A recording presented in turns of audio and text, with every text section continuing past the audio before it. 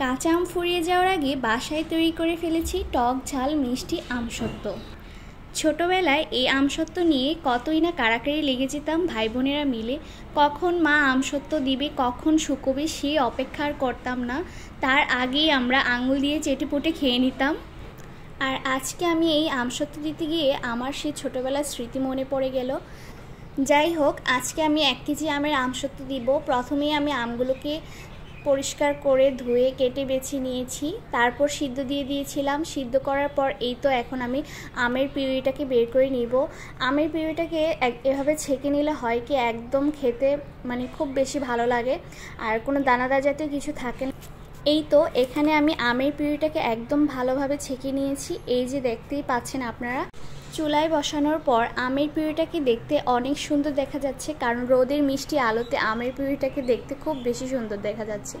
তারপর আমি দিয়ে দিলাম এখানে পরিমাণ মতো চিনি। আপনারা আপনাদের স্বাদ অনুযায়ী চিনিটা দিবেন। তারপর দিয়ে দিলাম 1 টেবিল স্পুন হলুদের গুঁড়ো। হলুদের গুঁড়োটা দিয়েছি যাতে কালারটা ভালো আসে। আপনারা চাইলে এটা স্কিপ করতে পারেন, আমি জাস্ট কালারের জন্য হলুদের গুঁড়োটা দিয়েছি। তারপর দিয়ে দিলাম চিলি ফ্লেক্স। আপনারা চাইলে একদম গুঁড়ো মরিচটা দিতে পারেন, আর চিলি ফ্লেক্সটা দিলে আমসত্ত্বটা দেখতেও সুন্দর দেখা যায়, খেতেও বেশি মজা লাগে। তারপর দিয়ে দিয়েছি একটু পরিমাণ সয়াবিন তেল, যাতে আমসত্ত্বের পিউরিটা লেগে না যায়।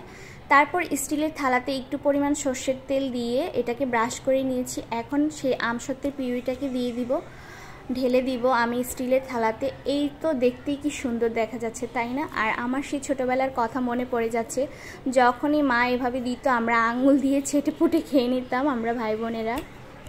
এরপর আমি ছাদে এই আমসত্ত্বটাকে শুকোতে দিয়ে এসেছি। আপনারা চাইলে চুলার নিচে রেখেও শুকোতে পারবেন। শুকোনোর পর আমসত্ত্বর এই ফাইনাল লুক দেখতেই খুব সুন্দর দেখা যাচ্ছে, তাই না? আর এখন আমি এটাকে ছোট ছোট করে পিস করে নেব। আর আমার হাতের দিকে লক্ষ্য রাখলে বুঝতে পারবেন আমসত্ত্বটা কতটা পারফেক্টভাবে হয়েছে।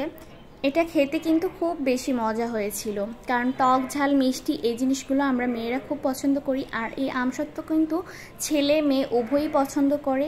তো আজকের মতো ভিডিওটি এখানেই শেষ করছি। যাদের কাছে আজকে এই ভিডিওটি ভালো লেগেছে অবশ্যই লাইক কমেন্ট আর শেয়ার করে যাবেন। সবাই ভালো থাকবেন, সুস্থ থাকবেন, আমার জন্য দোয়া করবেন। আল্লাহ হাফেজ।